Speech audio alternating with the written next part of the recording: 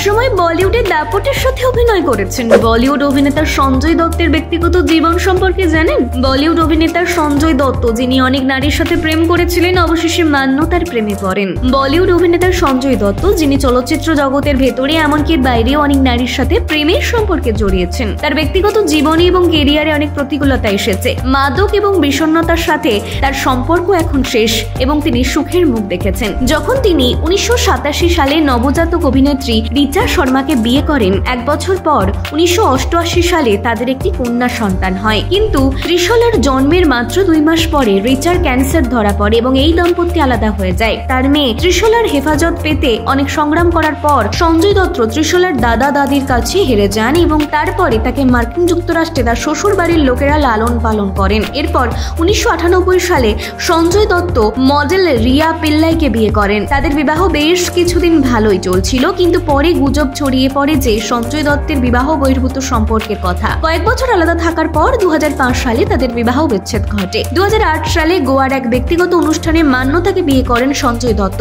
বিয়ের পরিণতি কি হবে এবং কতদিন টিকে থাকবে তা নিয়ে মিডিয়ায় ব্যাপক জল্পনা কল্পনা চলছিল। এমনকি মান্যতার অতীতও তেমন নিখুঁত ছিল না বলেও আলোচনা হয়েছিল। কিন্তু এই দম্পতি সমস্ত প্রতিকূলতা পেরিয়ে এখন ভালোই রয়েছেন। সঞ্জয় এখন যমজ সন্তানের বাবা।